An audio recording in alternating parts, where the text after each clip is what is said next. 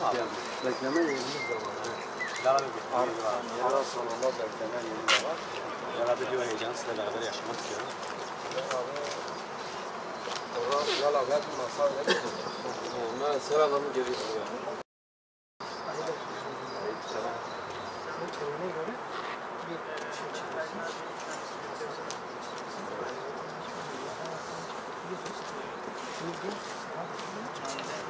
Senin skeçlerini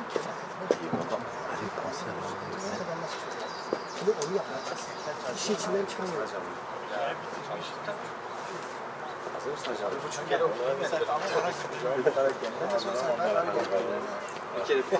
Şöyle mi? Çok hazır bir Müslüman oldu.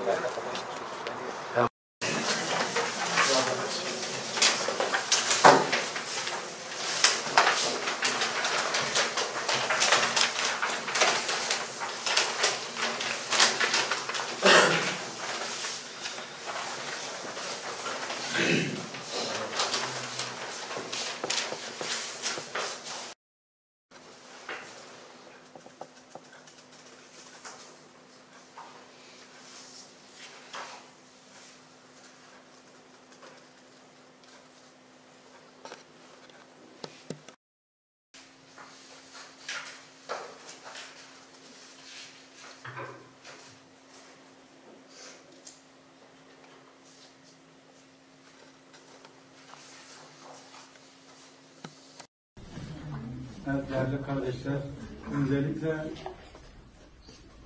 bu sınava katıldığınız için hepinize teşekkür ederiz. Allah hepinizden razı olsun. Allah bu dünyada da öbür dünyada da ecirlerinizi versin. Peygamber sevdalıların platformunun hazırladığı yarışmada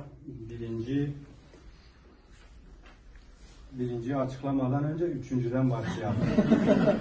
Biraz daha heyecanlı olsun. Üçüncü 44 puanla Elif Solmaz.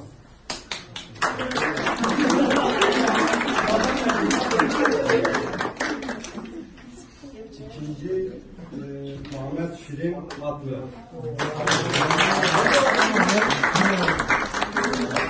Üçüncüsü Dilan Arslan.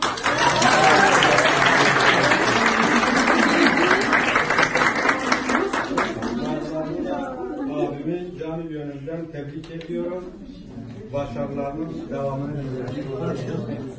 Birincinin ödülü belli zaten. İkinci ve üçüncünün ödülü inşallah Kutlu Doğum Haftası'nda kendilerine takdim edilecektir.